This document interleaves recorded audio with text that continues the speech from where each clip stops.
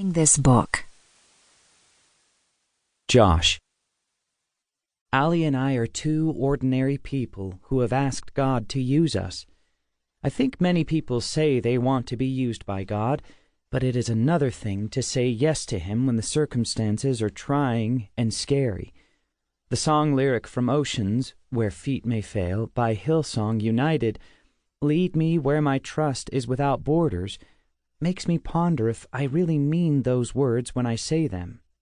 When I think about those lyrics, my flesh wants to scream, and has screamed, "No, do not lead me where my trust is without borders. Keep me in an easy, safe, enjoyable life where I don't have to trust you much at all." That is just the honest truth. But the harsh reality is that in this life, we will have trouble. As much as we don't want to struggle in life, we will. And you will too.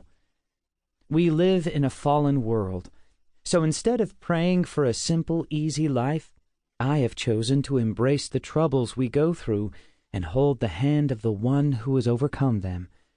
When we do this, we are living the rich and satisfying life Jesus talks about. Joy in trial, intimacy with Christ, peace that surpasses understanding.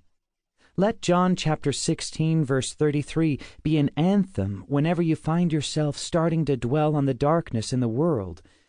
I have told you these things so that in me you may have peace. In this world you will have trouble, but take heart. I have overcome the world. Josh and Aly. So here we are. We are Josh and Aly Taylor. We are simply sharing our story and praying that our story impacts yours. We truly believe that many people give up in life right before their breakthrough. Most of our breakthroughs came right after contemplating giving up. Thank God we push through, depending on the Lord for our every breath. We pray that reading our story of heartbreak and deliverance will encourage you to keep holding on and keep believing that God is who He says He is. He will come through for you in His timing and in His perfect way. We pray that wherever you are in life and whoever you are, this book will impact you.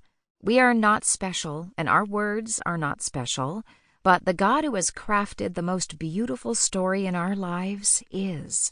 He is waiting for you to trust Him and completely surrender this crazy, unpredictable life to Him. Want to know how? Come along with us, and we hope that as you read of our complete surrender, you will join us as we choose to live a life surrendered. Chapter 1.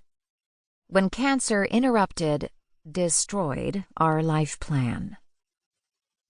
Josh and Aly. Our lives stopped on October 17th, 2011.